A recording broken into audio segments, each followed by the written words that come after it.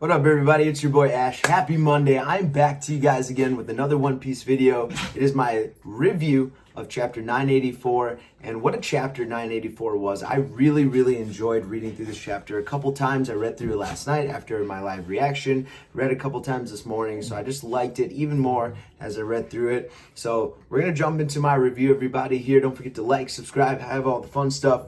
But this chapter starts off with our Beige's family cover story still going on, and it's been going on for a while, so I'm kind of getting over it. But it was cool to see Pound being alive and finally getting to talk to Lola and Chiffon, explain that he's the father, and they look absolutely shocked by this. So it was cool to see that little family reunion. It'll be interesting to see where this goes. Maybe Pound will be at Lola's wedding, and that'll be a dream come true for him. So very cool. But I think we're ready to move on to something else. I want to see what other characters are doing, maybe other supernovas or some Marines like Kobe, and see what everyone else is doing. So I hope we get to see other things around the world, but cool to see that Pound is still alive.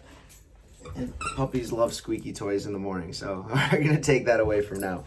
But let's jump into the meat and potatoes of this chapter. So this chapter starts off, and we get to go back to see what Ulti and Page 1 are doing after their confrontation with Yamato and Luffy. And it's good to see that Ulti and Page 1 are back on their feet and they're okay. I was worried that they were going to be taken out too easily because the Topi Roppo were built up pretty well, that they are just under the Calamities and under Kaido's. So they're being the third strongest, let's say, on the entire Beast crew. I mean, they can't be taken out by just one Thunder Bagyo, weakened Thunder Bagyo, because it's not from Kaido, and then an Elephant Gun from Luffy, which isn't even close to his strongest attack. So, good to see that they popped right back up. Page 1 especially popped right back up. He was fine. He was taking care of Ulti, and he called the medical team, but she didn't want any help. She brushes him off, and she's up. She's pissed because she got hit by the Thunder Bagyo and calls it a blunder Bagyo. How dare Yamato use Master Kaido's move? So it's cool to see that she respects Kaido a lot, despite the way she talks to him sometimes and her bratty nature, but her personality is all over the place. But she actually deep down has a lot of respect for Kaido and doesn't want to see anyone else using his attacks in a way that's inefficient. So she's fine. She's got a little blood on her mask and everything, but it looks like she's just fine. She's ready to go. She's got energy. She's yelling at everyone here. She went from, Pepe, that hurt so bad, and when he tells her to shut up and lay down, she tells him to shut up. So she's just fine. It's good to see her pop back up. And some of the beast pirates around them are like, man, these dinosaur zones are crazy strong. They're really durable, which is good to see. And that may come into the future reference when some of the other Straw Hats start to fight the Topi Roppo, like Robin or Nami or Usopp, and whoever starts to fight the Topi Roppo or other scabbards, that they're going to have to deal with their thick skin, their tough exteriors. So it's cool to kind of see how durable they are. So going forward, it'll be interesting to see what their fights turn out like and how much damage that anyone who's fighting them can actually do, because they popped up pretty well and the attacks they took were pretty significant. So it was good to see that Ulti, Page 1, just fine. And now they're hurrying after Yamato and Luffy, trying to catch up to them, kind of get a little bit of revenge for the beating they took. So moving on, we catch up to Yamato and Luffy is done being carried by Yamato. Despite not feeling any hostility from Yamato, he's got things to do. Luffy's got places to be. He wants to go off. He's in the middle of a raid with his entire crew and the party that's with him, so he doesn't have time to be carried around by Yamato and let Yamato explain his plan. So Luffy's like, get off of me. I've got places to be. I don't have time to be carried around by you. And Yamato's begging him, like, please, I need to talk to you. We need to go somewhere private. And Luffy's just like, no, not having any part of it. So they start to have a little confrontation. Luffy's elephant gunning him and kicking him and doing like a rifle, the Gumu Gumu rifle. And you just see Yamato just spinning his club, just blocking all these moves. It doesn't look like he's trying very hard. He's trying to be like very nice about it. And Luffy's just being a little pest, just not having it. He calls him your stubborn mule because he just won't go with him. Luffy just doesn't want to have anything to do with Yamato right now. He wants to go do other things. He's got places to be. And if he knew Momo was in trouble, he would definitely have no time for it. He wanted to be by Momo. But Yamato says something interesting. He's like, this is only making me remember a battle from the past. And then we know at the end of this chapter that Ace is brought up. So maybe Yamato had a battle with Ace, very in a similar manner, trying to explain what was going on in the country. And Ace just wasn't having anything about it, very hard-headed. We know how the Garp family is. not the Garp family, but the Monkey D family is. They're very hard-headed. They do their own thing. They follow their own will. So if Ace was there, even though he's not a Monkey D, he still was raised by Garp. So they're very hard-headed individuals. So I could see that being a very similar confrontation that they had, unless he's talking about a different battle from the past or the journal that he read. So Yamato's backstory is going to be very fun to learn about, and all the confrontations he's had and all the knowledge he has at his use will be super fun to learn about. But when I first read that, that's what it popped up to mind, is a previous confrontation with Ace. So that was cool to see. So him and Luffy go back and forth a little bit here, and then eventually Luffy starts to use his Ryu fist here, that explosion fist, or the whatever kind of fist you want to call it, where he doesn't really have to make contact with an individual, but the damage will still be there. What he's been working on with Higuro of the flowers. So he uses that. Yamato looks like he kicks and blocks him, and there's a huge explosion that blows a hole in the roof into the attic. And all of a sudden, Luffy and Yamato are gone. So as soon as Page 1 shows up, the Beast Pirates lost sight of him in the explosion, and then Page 1 is out of it. So it looks like Page 1, for now, has lost sight of Luffy and Yamato. So that's good to see, but I'm assuming Page 1 is going to continue the pursuit of them and try to find out where they are, or go back to Kaido and Orochi and announce what's going on, and that they found Yamato, and Yamato hit ulti and saved Luffy. So we'll see how that goes. But we go back to the performance stage, and this is where Orochi's making his big announcement about his execution of Momo, and he's going into backstory about who Momo is, that Momo survived the Kazuki executions, and when Kazuki Oden was killed, Momo disappeared because his mom, Toki, is a witch and sent her vengeance into the future. Yeah, Orochi's still paranoid as crap, and none of the Beast Pirates are buying this. So like, that's impossible, you're crazy, man. So they're just like kind of listening in one ear and going out the other. So they don't really care what Orochi says. And Orochi's still going on this monologue about it, and they're like, the name Kazuki is extinct. It's been extinct for years. So they're just not buying it. They're not having any fun. But then one guy's poking fun at Orochi and be like, isn't that right, brother? And all of a sudden we see Jinbei and Robin, full Beast Pirate gear. And they're just like, oh yeah, totally, man. Yeah, totally. And Jinbei's got like the surfer dude attitude. It's really fun. Just keep saying, totally, man. Yeah, totally, dude, totally. And when I first read the chapter in my live reaction, if you guys watch it, I totally brushed by it. I read that scene, didn't even realize it was Jinbei and Robin. It just took me a second for it to click, but they look hilarious in this page. I love this panel of this chapter. It is so funny. I just keep looking at it. And then Robin's like dark humor comes out a little bit again. It's very funny. She's actually very concerned, but the dark humor that's on the other side of Robin is so funny that I'm glad we get to see it a little bit. She's like, oh yeah, take him off the stage. Don't have him so far away. Let's gouge his eyes out. Let's stab him. Let's boil him. So she's getting a little eccentric. They're acting like they're drunk. They both have mugs in their hands. So they're playing the part. They're doing it very well. It's a huge blast. Very funny. I heard someone talk to the guy that's poking at Jinbei, Sheep's Head. Looks like he's got like a scar on his chest. So I think Sheep's Head died on one of the previous arcs. I'm not sure where he died. If Sanji's the one that hurt him, I can't remember. But it looks like he has a bunny on his head, so I don't think that's Sheep's Head. So we'll see. Maybe it's just an insignificant character that are just poking Jinbei, but it's good to see. But this scene was important. You see that they're very concerned. They're like, what should we do? And Jinbei mentions that just be patient, that the other samurai are starting to come in. We'll leave it to them, and we'll just stay strong. Like, we just got to hang out. We can't really expose ourselves now because it may ruin the plans that the samurai have. So they're doing their best just to hang out and be patient with everything. And then we see other Beast Pirates laughing and enjoying the party, but like you see little thought bubbles pop up like Lord Momonosuke, Lord Momonosuke. So these are the other samurai dressed in the Beast Pirates gear that are slowly infiltrating the party and mingling and mixing in with everyone. So they're starting to get into the party. They're starting to make their presence known, that there's a bunch of them there.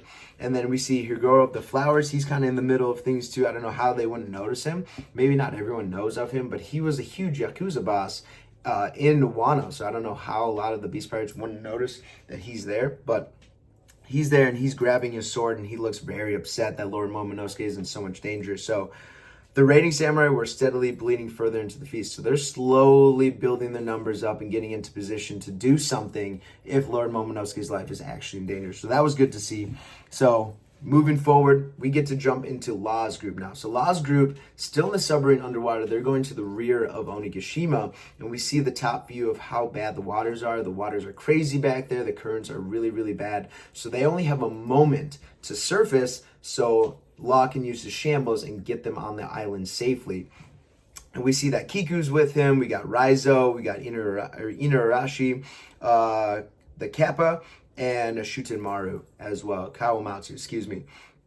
So that's a good group, and they're going with Law onto the island while the rest of Law's crew is going to man the submarine and be their escape route. So they get all ready to go. I love the masked dude on Law's crew. I think he's really cool. I wish we knew his name. We might know his name. I'll have to look it up. I don't know off the top of my head, but I don't know if we've seen him do anything significant yet, but I like to see his powers. He looks pretty cool. But they surface really quick. Law notices some rocks coming up here, or he threw the rocks. I'm not really sure, but it looks like they're just coming up. He threw the rocks, and then he uses shambles, and he switches places with the rocks. So now Law's group is at the back of the island, right in front of Kaido's castle. And Law notices that there's two entrances, a lower and a higher entrance, and he's betting that the higher entrance leads right into Kaido's castle. So they may split up into two groups, where Law goes towards the basement, and then the rest of the scabbards go up towards Kaido's group, or vice versa. So we'll see how they split up there. But as they start to get going, they hear a scream, and they're like, no, don't do that. And all of a sudden, Cat Viper falls right in front of them, head first into the snow. Very funny scene. And a lot of these scabbards hadn't seen Cat Viper in years, maybe 20 years, since some of them were shot into the future, were locked up like Kawamatsu was. So it's been a while since all of these people have been together. So it was a great reunion of all the past scabbards, Wano people. So it was really cool. So Cat Viper falls, and it's Marco who's carrying Cat Viper.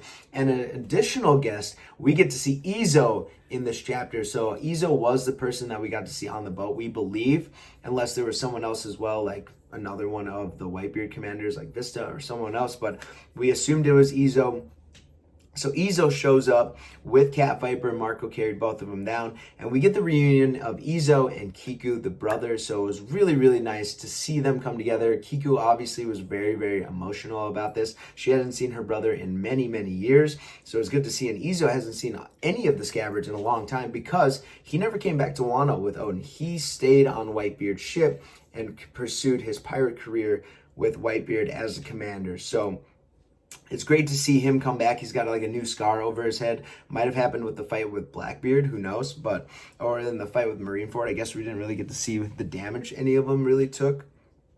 But he was looking badass. His kimono's got like a cool design on it. He's got his twin pistols in his holsters, so really cool. He's got these badass black gloves. So Izo's looking like a badass. He's looking buff. He's looking huge. And it's good to see the reunion between Kiku and him. And then the rest of the scabbards, and I totally glossed past this when I was going through my live reaction, but Cat Viper has like a gun hand now. He's got like a twin shotgun gun on his hand. So really interesting. I'm not sure what that is, if they just like tape that on or if that's just like a new thing that he's connected to his arm. But that's really interesting. I'm looking at it right now and it looks really cool. So we'll see if he uses that in the future, but I would love to see him doing his little flips and stuff and shooting his little gun.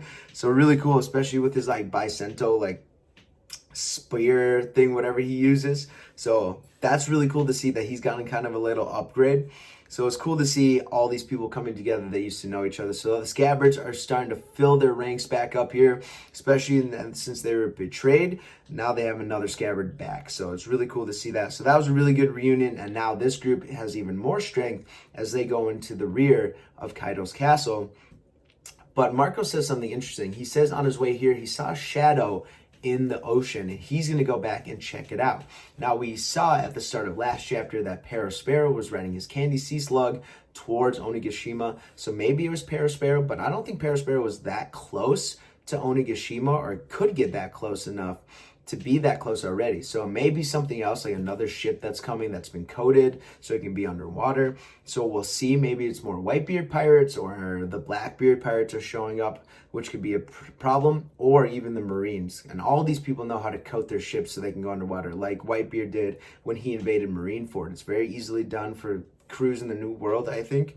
So we'll see what comes of that and see what Marco reports back if he goes and checks out the Shadow. So a lot of options there. Either could be allies or villains, so we'll see how that turns out. But moving on, we go back to the performance stage and we see inside the castle that Kaido is trying to figure out where Big Mom is. And Big Mom, we know, is chasing Nami and Zeus and their crew, the crew that's looking for Momo. So she's obviously doing her own thing. So Kaido's like, I'm tired of waiting. I got to make my announcement. So he's talking to Bao Huang, his headliner secretary, who kind of tells him what all the plans are and his schedule. So he's like, forget it. I'll just go tell him. So he interrupts Orochi's monologue about the Kozuki clan, and he shows up with all three calamities right beside him on stage. And you just see the respect, instant respect that all of the Beast Pirates have. Soon as Kaido walked on stage, there's like, oh shit, be quiet. Shh, be quiet, be quiet. It's Kaido, it's Boss Kaido.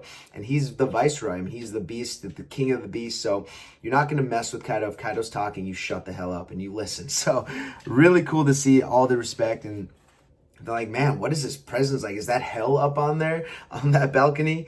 And you see Kaido in the middle. He's standing above Orochi. He looks pretty shocked that they showed up behind him, with Queen on his left, and on his right you have King and Jack. And this surprised me.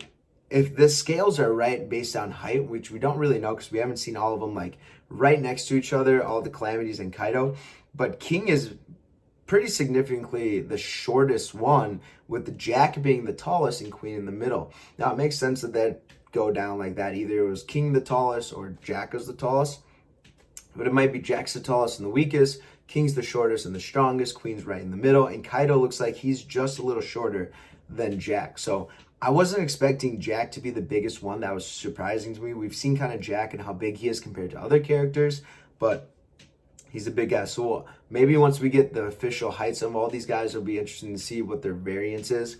So it was interesting to see that level. They may be on different platforms or different levels, so I'm not sure. So we'll see about that. But yeah, that was interesting to see the scale and heights. But Kaido starts to plan to make his big announcement. So he starts everybody up. He's like, I'm going to interrupt the execution of this brat. It's a little boring, so let's liven things up. And I'm going to announce my new Onigashima project, which is so interesting to see. So he's got plans for Onigashima, whether he's going to move Onigashima or he's going to destroy Onigashima and they're going to start their invasion of the world, or they're going to mobilize Onigashima with the soul fruit and put all the souls they can find of Wano into Onigashima. Maybe it's some, like, the actual body of that skull is underneath it.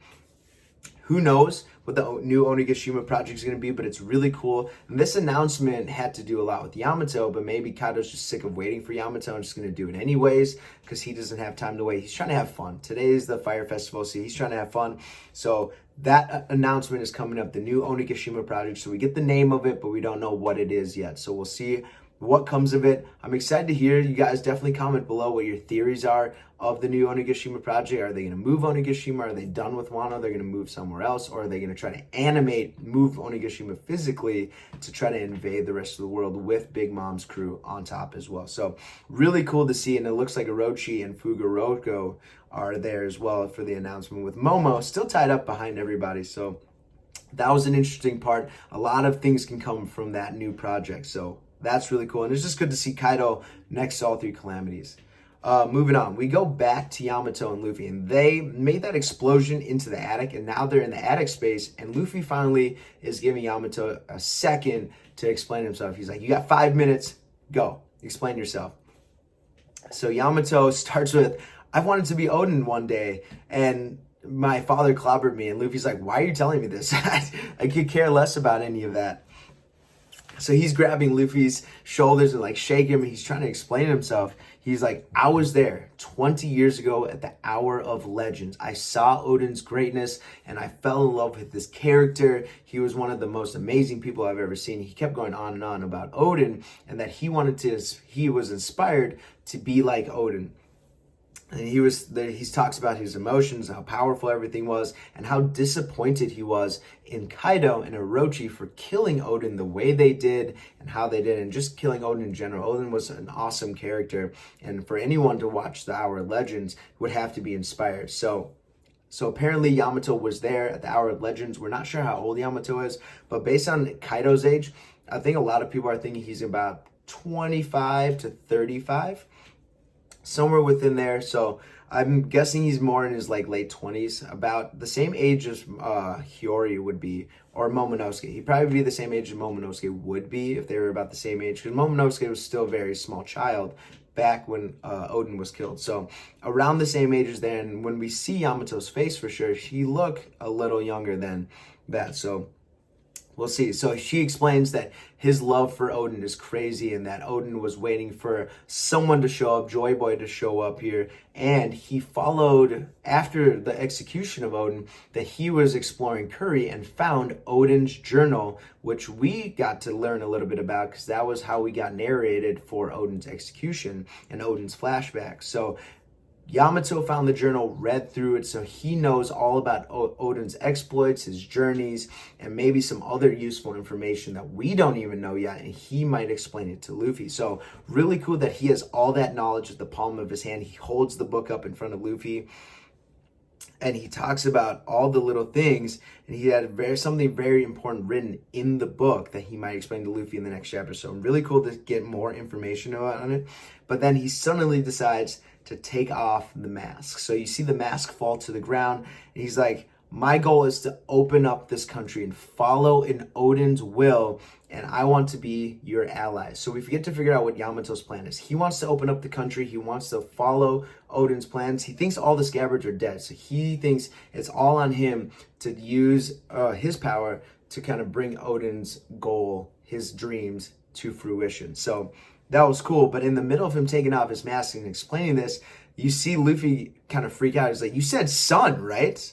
And all of a sudden we pan over to a full body view of Yamato, and we find out Yamato is a woman. And Kaido's daughter, Yamato, self-styled as Oden. So she is so inspired by Oden. She loves Oden's character so much that she dresses like him. She kind of cosplays as Oden. She's got the ropes, she's got the cuffs, everything. She was so inspired by Oden. And because that Oden was a man, she loves Oden so much, she wants to be so much like Oden. She's like, Oden was a man, so I'm going to be a man. So that's why she goes by Sun. And it was really interesting that Kaido and all the calamities and everyone else calls her a boy as well, or him, or the son of Kaido. So despite the bad relationship, it's good to see that Kaido still respects Yamato enough to follow her wishes or his wishes. So I'm going to go back and forth and call him and her, because he goes by him. He wants to be known as a man. So be it. You can be a man. You do you.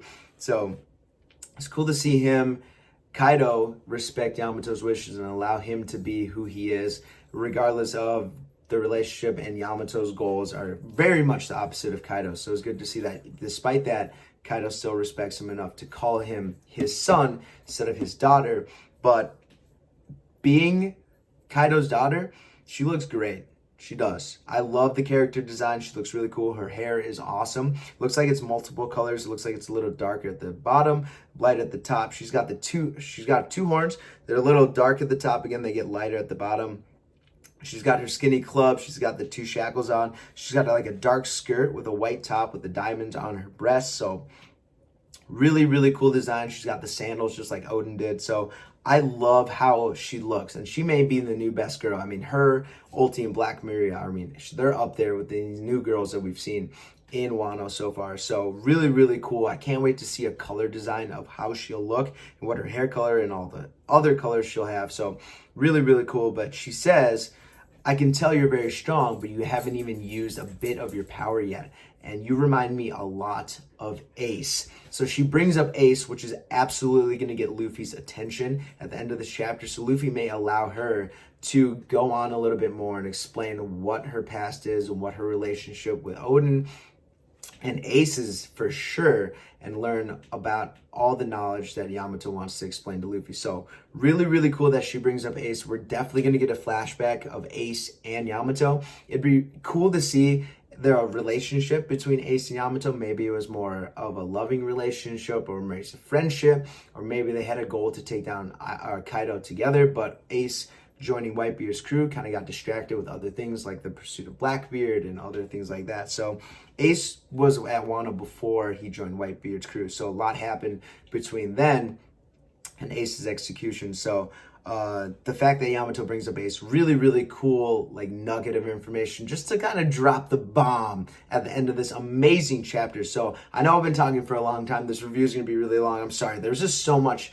going on in this chapter that I loved every little bit of it. And what a way to end the chapter with Yamato's reveal, him bringing up Ace. So really cool information going forward. And I want to hear all the theories about Ace and Yamato's relationship. Was it a loving relationship? Did they have a goal to take down Kaido together?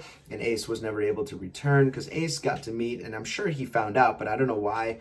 And a lot of people are wondering why Ace never told Whitebeard about what was going on in Wano, because Ace had to know. If he talked to Tama, if he talked to Hitetsu, and especially Yamato, who had the journal of Odin, there's no way that Ace didn't know what was going on. And if he even got a word that Odin was the second commander on Whitebeard's ship, he might have brought it up to Whitebeard at some point. So we don't know what happened with Ace, or why he kept quiet, or if he was or if he had to promise to keep everything quiet and not bring it up to Whitebeard, because Whitebeard probably would have invaded and tried to kill Kaido for what he did. So who knows? A lot of theories going out there. I don't want to make it too much longer, but hope you guys enjoy this review. Hope you guys enjoyed the chapter. Comment below, what do you guys rate this chapter 1 to 10?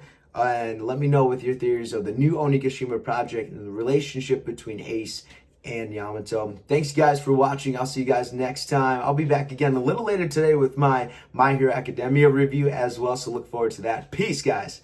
Have a fantastic day.